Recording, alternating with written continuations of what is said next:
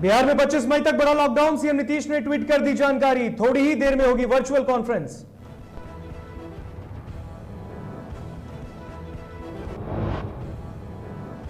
पप्पू यादव की गिरफ्तारी पर गरजी पत्नी रंजीत रंजन, सरकार को दी खुली चुनौती, कहा नहीं थमेगी जनसेवा।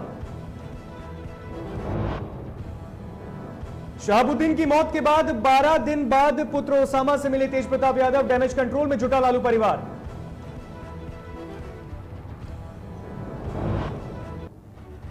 मुजफ्फरपुर के निजी अस्पताल में हो रही लूट खसोट का भंडाफोड़, एसपी ने टीम गठित कर अस्पताल में की छापेमारी।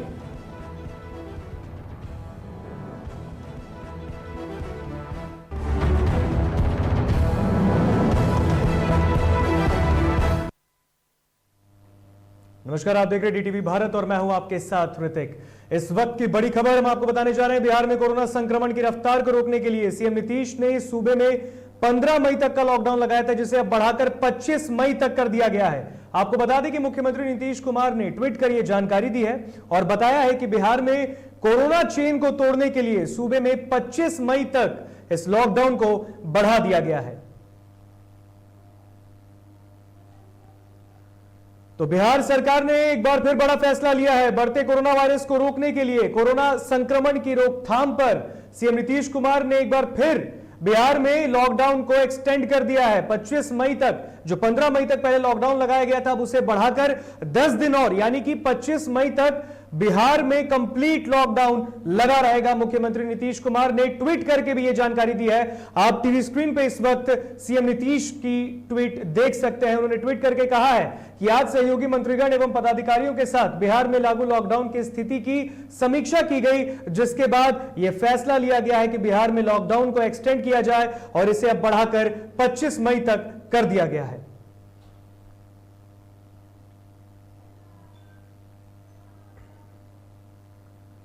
बिहार में कोरोना संक्रमण और टीकाकरण को लेकर अब बीजेपी और आरजेडी आमने सामने दिख रही है। ऐसे में आरजेडी विधायक ने सरकार पर हमला बोलते हुए कहा कि कल तक पीएम मोदी और बीजेपी के बड़े बड़े नेता यह प्रचारित कर रहे थे कि पूरे देश में सबको हम टीका लगाएंगे।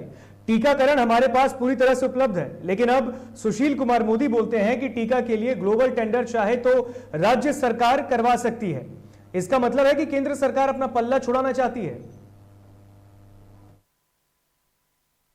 तक भारत के प्रधानमंत्री और भारतीय जनता पार्टी के बड़े बड़े नेता यह प्रचारित कर रहे थे कि पूरे देश के अंदर जो भी कोविड पीड़ित है सबको हम टीका लगवाएंगे। टीकाकरण हमारे पास पूरा तौर पर उपलब्ध है, टीके की कमी नहीं है। और अभी सुशील कुमार मोदी जी बोलते हैं कि टीका के लिए ग्लोबल टेंडर राज्य भी चाहे तो करवा सकती है। तो इसका मतलब है कि केंद्र सरकार अपना पल्ला छुड़ाना चाहती है और राज्यों पर लोगों को निर्भर कर देना चाहती है। बिहार सरकार के मंत्री मुकेश सहनी ने तेजी से बढ़ रहे कोरोना संक्रमण को लेकर अपर मुख्य सचिव अमृतलाल मीणा को पत्र लिखा है और यह अनुरोध किया कि हर जगह सैनिटाइजेशन की प्रक्रिया को तेज किया जाए ताकि कोविड संक्रमण को जल्द से जल्द रोका जा सके।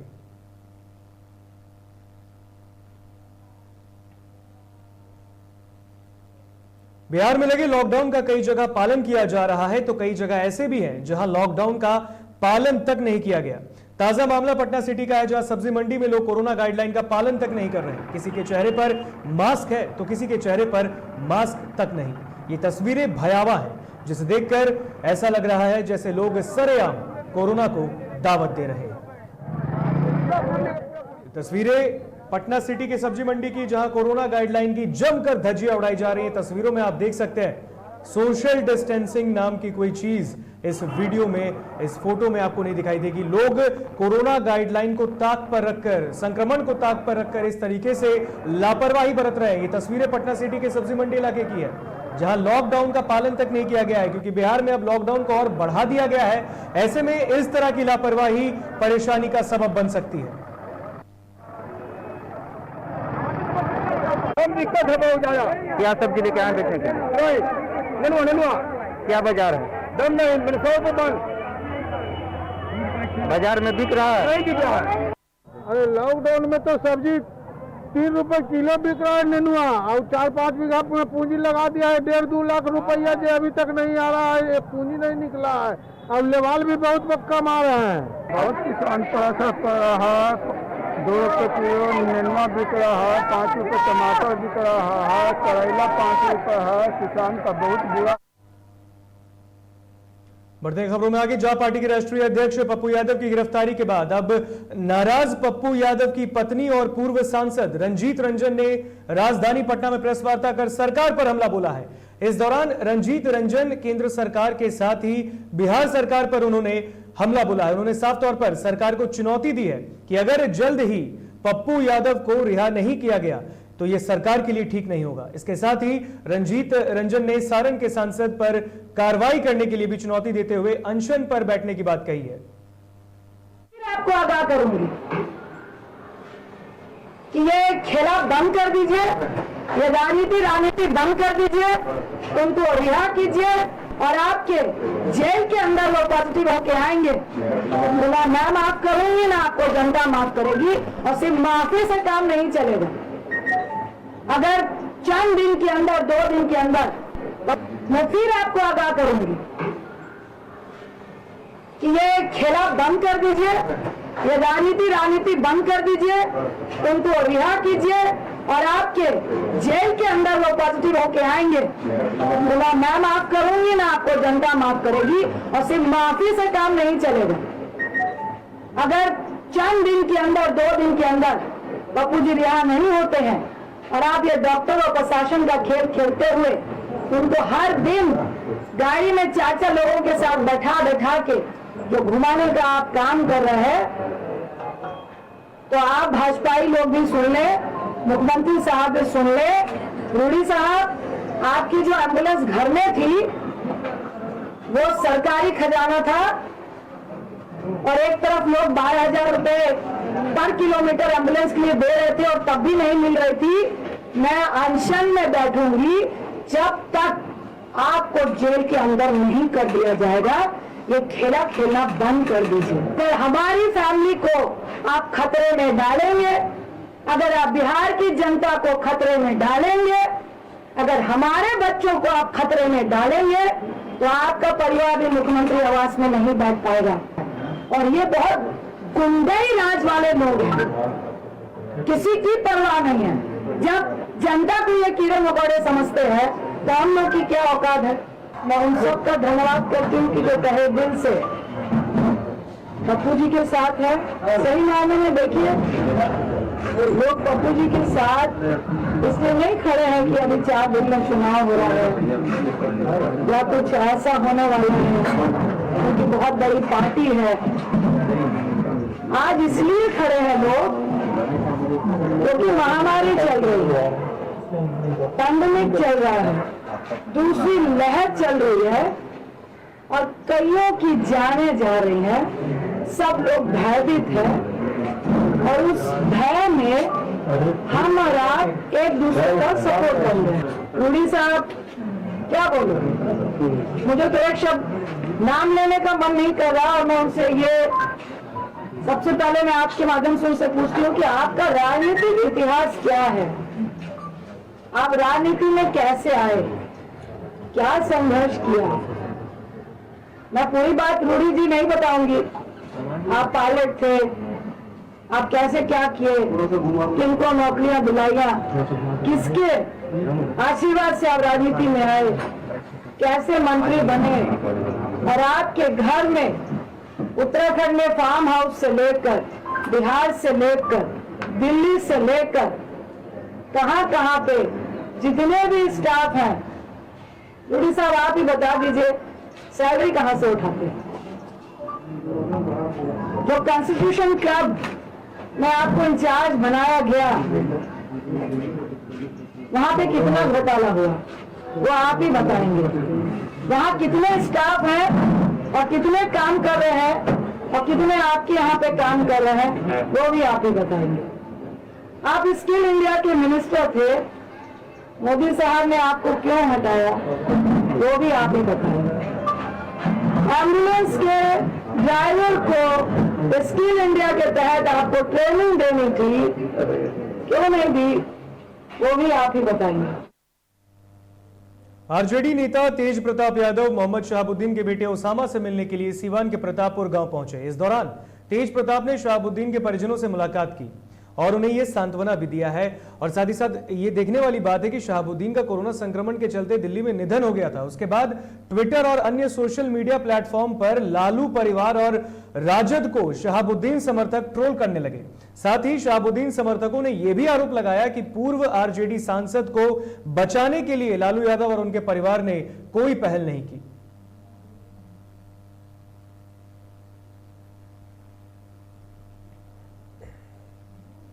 27,000 संविदा कर्मियों के आइसोलेशन में चले जाने पर राज्य स्वास्थ्य समिति के कार्यपालक निदेशक मनोज कुमार ने आदेश जारी कर संविदा कर्मियों पर आपदा प्रबंधन एक्ट और आईपीसी की धाराओं के तहत एफआईआर दर्ज कर उनका अनुबंधन रद्द करने का आदेश दिया। कोरोना के आपदा के बीच संविदा कर्मियों का कार्य बहिष्कार से स्वास्थ्य सेवाएं प्रभावित हो रही हैं। इस कारण राज्य स्वास्थ्य समिति के कार्यपालक निदेशक ने उन संविदा कर्मियों पर एफआईआर दर्ज कर दी है और उन्हें कार्य से हटाने का आदेश निर्गत किया है।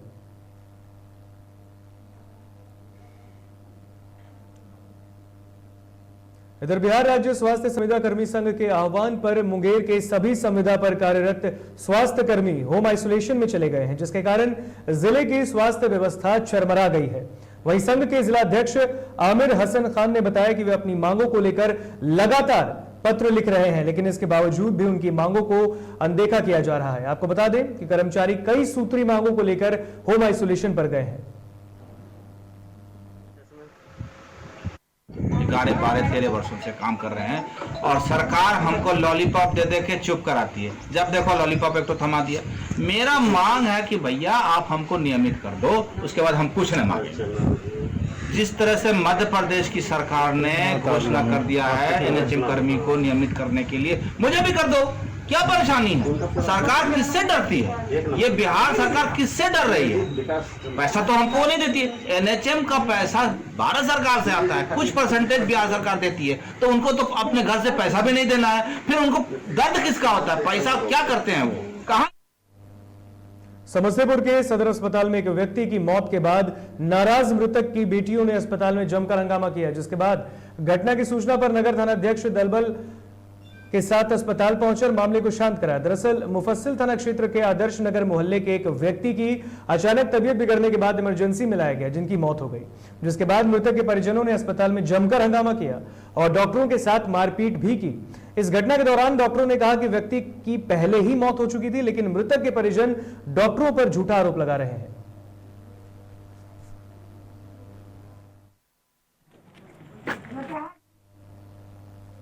मुजफ्फरपुर में कोरोना काल में इलाज के नाम पर निजी अस्पतालों में हो रही लूट खसोट का भंडाफोड़ किया गया है।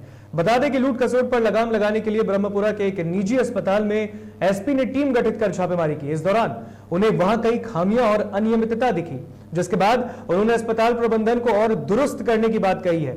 वहीं मौके पर कई अधिकारी भी मौजूद रहे। यहाँ पे एक डीएम सर के द्वारा में धावा दल का गठन किया गया है। जो धावा दल निरंतर यहाँ पे जो कोविड हॉस्पिटल है समय समय पर जा कर के उसको चेक किया जाता है। उसी क्रम में आज प्रसाद हॉस्पिटल में ही विवेक रंजन मैत्रेय आईएएस नगर आयुक्त महोदय के साथ में हम लोगों ने यहाँ पे किया।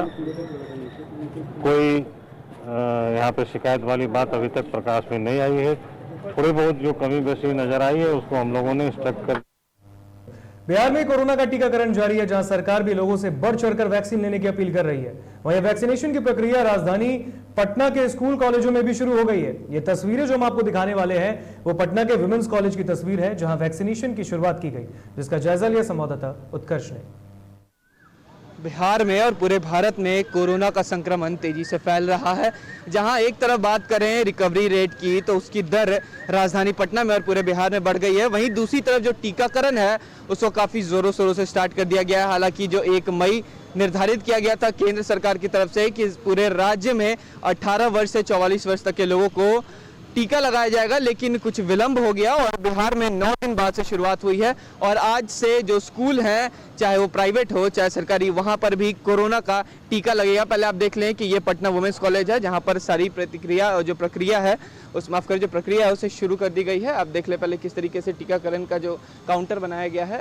आप देखें कि 1 2 3 4 टीकाकरण काउंटर हैं और यहाँ पर रजिस्ट्रेशन किया जा रहा है। हालांकि जो सोशल डिस्टेंसिंग है उसका भी अच्छे से पालन कराया जा रहा है। आप देख रहे हैं यहाँ पे जो भी लोग आएंगे उनका रजिस्ट्रेशन होगा, उनका कागज़ बनेगा, उसी कागज़ के तहत उन्हें वैक्सीनेशन दी जाएगी। हालांकि सबको आधार कार्ड रखना अनिवार्य है। आप पहले इस तरफ देख सकते हैं किस तरीके से जो सरकारी कर्मी हैं, जो मेडिकल स्टाफ हैं, वह अपनी पूरी तैयारी कर रहे हैं, क्योंकि जो 10 बजे का समय निर्धारित किया गया था जिला प्रशासन की तरफ से कि यहाँ पर कोरोना का टीका लगेगा और 10 बज चुके हैं और हर तैयारी पूरी कर ली गई है। जिन लोगों को टीकाकरण देना है, जिन लोगों को टीकाकरण होना है, वो लोग भी यहाँ पे आ चुके हैं। आइए उन लोगों से बात करते हैं और जानते हैं कि कब उन्होंने रजिस्ट्रेशन किया था और क्या कुछ उनका कहना है। सर, आपने रजिस्ट्रेशन कब किया था? आज मॉर्निंग में। आज मॉर्निंग में रजिस्ट्रेशन किया, तो मॉर्निंग में ही आपका आ गया था कि यहाँ पे लेना है? वो कुछ नहीं आया है, बस ये आपका इधर कोड आया है। कोड आया और बता दिया कि यहाँ पे आपको टीका लेना है? नहीं, यहाँ पता चला पड़ रहा है तो मैं आ गया था। तो बस मतलब जहाँ पे आपका कोड आया तो आप कहीं भी जाके टीका ले सकते हैं? ऐसा तो कुछ मुझे आइडिया नहीं है और कुछ आया नहीं कि इस सेंटर पे जाना है या यहाँ जाना है, तो मैं यहाँ आ गया था। चलिए, तो लोगों ने सुबह रजिस्ट्रेशन किया था, उसके बाद उन्हें सेंटर नहीं बताया गया था। हालांकि जो टीका है वो टीका यहाँ पर लोगों को लेना है। पहले आप तस्वीरें देख रहे हैं किस तरीके से यहाँ पे सोशल डिस्टेंसिंग का पालन कराया जा रहा है। जो लोग हैं वह टीका लेने आ रहे हैं और इन जो 4 बूथ बनाए गए हैं, संख्या 1, 2, 3, 4, यहाँ पर टीकाकरण होगा। और आइए जानते हैं कि जो सरकार द्वारा यहाँ लोगों को रखा गया है क्या। सर, यहाँ पर टीकाकरण कब से शुरुआत हुई? यहाँ 2 दिन से शुरुआत हुई है यहाँ अच्छा, 2 दिन से शुरुआत हो गई है। कितने लोगों को प्रतिदिन टीका दिया जा रहा है? 500 प्रतिदिन अभी स्लॉट बुक किया गया है। और ये कौन सा टीका दिया रहा है, कोविशील्ड या कोवैक्सीन? यहाँ कोविशील्ड है जो बिहार सरकार से प्रोक्योरमेंट हुआ है। अच्छा, तो ये कितने दिन बाद फिर दूसरा टीका दिया जाता है? कोविशील्ड 42 डे के बाद दिया, 6 वीक्स के बाद। जी, तो यहाँ पे अभी कितने लोग आ चुके हैं? अभी तो 10 पीपुल्स हैं, 10 बजे से स्टार्ट हुआ है सर। और ये रोज यहाँ की कैपेसिटी 500 लोगों को देने की है। चलिए, 500। तो ये 2 दिनों से यहाँ पे प्रक्रिया शुरू हो चुकी है और यहाँ पर करीब प्रतिदिन 500 लोग से ज़्यादा को जो कोविशील्ड है वो सरकार की तरफ से दिया जा रहा है और जो प्रक्रिया है वो शुरू कर दी गई है। देखिए एम्बुलेंस में किस तरीके से जो वैक्सीन है वो आ गए हैं। अब लोगों को यहाँ पर वैक्सीनेशन दी जाएगी। हालांकि जो संक्रमण बिहार में तेज़ी से फैल रहा है उसमें कहीं ना कहीं गिरावट तो ज़रूर देखने को मिली है, लेकिन अब ये देखना होगा कि ये जो वैक्सीनेशन है, वैक्सीनेशन के बाद जनता को एक भरोसा आ गया है कि शायद वो कोरोना से जीत सकते हैं। कैमरा पर्सन अमित के साथ मैं। कटिहार जिले के फलका थाना क्षेत्र में नाबालिग के साथ दुष्कर्म का मामला सामने आया है। बता दें कि पुलिस ने कार्रवाई करते हुए मुख्य आरोपी को गिरफ्तार भी किया है, जबकि अन्य गिरफ्तारी के लिए फिलहाल अभी छापेमारी की जा रही है। वहीं इस घटना के बाद से इलाके में सनसनी है।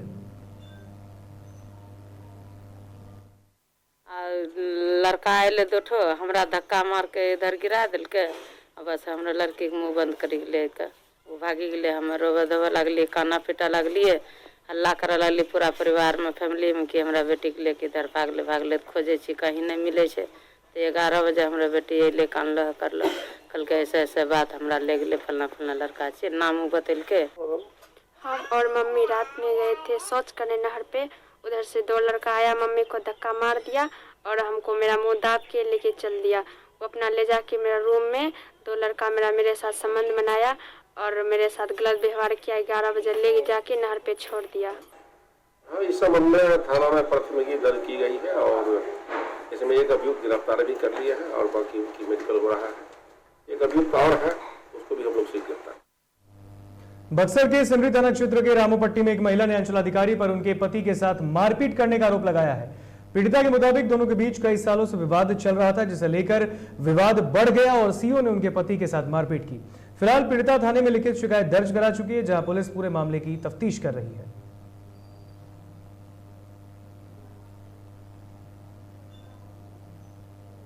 नवादा के रजौली चेकपोस्ट पर ओवरलोडेड ट्रक को नहीं छोड़ने के एवज में एंट्री माफिया ने पुलिस टीम पर लाठी डंडे से हमला कर दिया, जिससे 2 पुलिसकर्मी बुरी तरह से घायल हो गए हैं। घायल पुलिसकर्मियों को इलाज के लिए अस्पताल में भर्ती कराया गया है।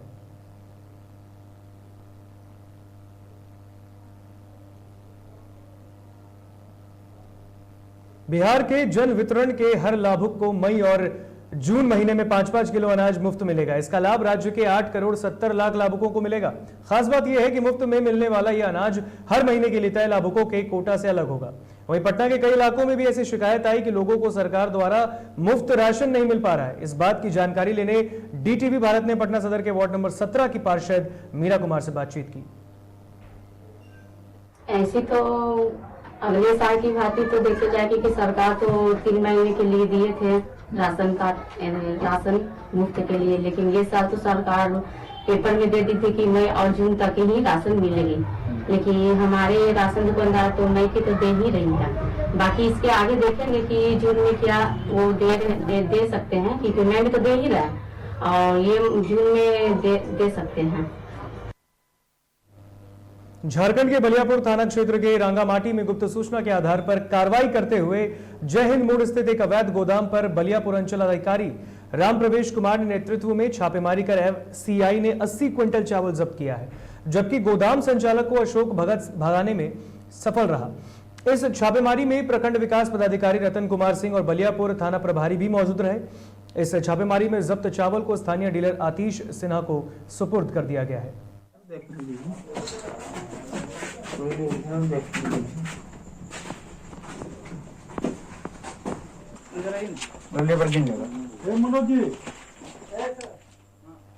तो मामला गोड्डा का है। गुप्त सूचना के आधार पर यहां पर कार्रवाई की गई है और 5 क्विंटल चावल जो है वो जब्त, 80 क्विंटल माफ कीजिएगा, जो है एफसीआई ने जब्त किया है और इसे सुपुर्द भी कर दिया गया है। तो तस्वीरों में आप देख सकते हैं एफसीआई ने 80 क्विंटल चावल जब्त किया है। गुप्त सूचना मिली थी और इस पर कार्रवाई करते हुए एफसीआई ने कार्रवाई की है और 80 क्विंटल चावल जब्त किया है। जमशेदपुर के मानगो थाना क्षेत्र स्थित शांतिकुंज मार्केट के 2 दुकानों में आग लगने से लाखों की संपत्ति जलकर राख हो गई। वहीं स्थानीय लोगों की सूझबूझ और दमकल कर्मियों के घंटों की मशक्कत के बाद आग को बाजार में फैलने से रोका गया, लेकिन आग से बाजार की 2 दुकानें पूरी तरह खाक हो गई। इनमें से एक ज्वेलरी की दुकान भी बताई जा रही है। वहीं आग लगी की इस घटना से इलाकों में अफरा तफरी का माहौल है।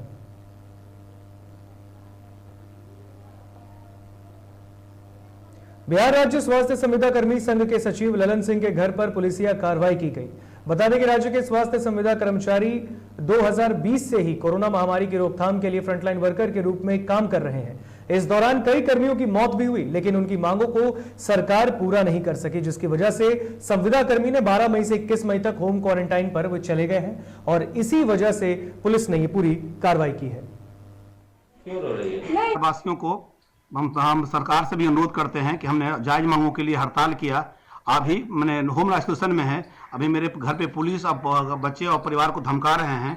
हम कोई क्रिमिनल चोर नहीं है, अपने जायज मांगों के लिए गए हैं। सरकार से भी अनुरोध है, सभी तमाम बिहार की जनता से भी अनुरोध है कि मैं अपने हक के लिए मैंने किया। मैं कोई क्रिमिनल नहीं हूँ, मैं चोर नहीं हूँ, कोई डकैत नहीं हूँ। मुझे अरेस्ट करने के लिए, मेरे परिवार को धमकाने के लिए अभी मेरे आवास पर गया था। पारिवारिक के द्वारा सूचना मिला कि वो बच्चा सबको धमका रहा है। फिलहाल बुलेटिन में इतना ही। हमें दीजिए इजाजत। देखते रहिए DTV भारत। नमस्कार।